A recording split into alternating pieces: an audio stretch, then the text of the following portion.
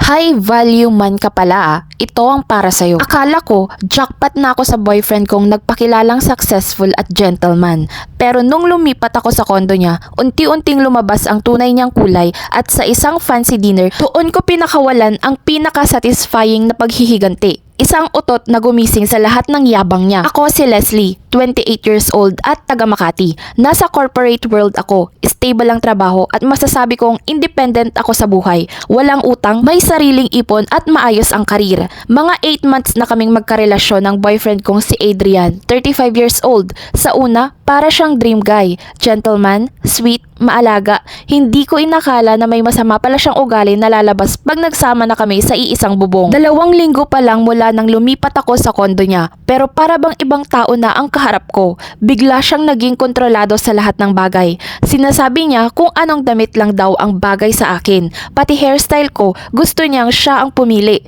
At tuwing may balak akong lumabas with my girlfriends, ayaw niya. Tipong pinaparamdam niya na masama akong babae kung lalabas ako nang hindi siya kasama. Pero ang pinakamatindi, habang kumakain kami, bigla niyang sinabi, "Alam mo Leslie, dapat itigil mo ng pagkain ng dinner. Kung gusto mong makasabay sa akin, kailangan maintain ang katawan mo. High value man kasi ako, kaya pwede akong maging picky sa babae." Oo, athletic build ako. Oo, may kaunting timbang ako above sa ideal BMI, pero kailanman hindi naging issue sa amin yun dati.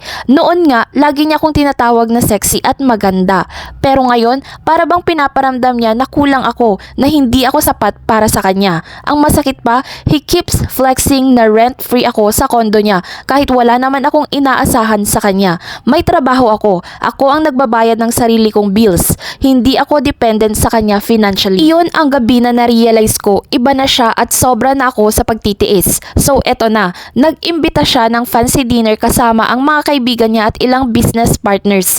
Isang sosyal na restaurant sa BGC. May steak, may wine, classical music, lahat pang mayaman vibes. Habang kumakain kami, hindi na naman siya tumigil sa pagmamaliit sa akin. Harap-harapan pa sa mga tao. "Babe, baka gusto mong half lang kainin mo. Dapat maintain ang katawan mo, di ba?" Sabay ngiti na parang siyang pinakamagaling na tao sa mundo. Ramdam ko ang tingin ng mga tao sa mesa. Yung iba, nagpipigil ng ngiti. Yung iba, halatang naiilang. Doon ako nagpasya. Kung gusto niya ng high value moment, bibigyan ko siya. Dahan-dahan akong tumayo, inayos ang upo ko, tumingin diretso sa mata niya at sa pinakatahimik na bahagi ng restaurant, pinakawalan ko ang pinakamalakas na utot na narinig ng lahat. Parang may fireworks na sumabog. Tahimik ng 2 segundo tapos sabay-sabay na nagtawanan ang buong mesa. Yung ibang customers sa paligid napatingin at natawa rin. Ang waiter muntik nang mabitawan ang tray ng wine. Si Adrian pulang-pula, parang nilamon ng lupa. Hindi niya alam kung saan siya titingin. Ang lalaking nagyayabang na high value man kanina biglang naging katawa-tawa sa harap ng lahat. Tumayo ako at ngumiti sa mga tao at sabi ko lang, "Excuse me, high value din pala ang bituka ko." Sabay walk out, taas noo, hawak ang dignidad ko. Kinabukasan, nag-text siya, galit na galit. Kesyo napahiya raw siya sa harap ng mga kaibigan niya, pero hindi ko na siya sinagot. That night, I blocked his number, packed my bags at bumalik sa sarili kong apartment. At alam mo, ang gaan ng pakiramdam. For the first time in weeks, I felt free.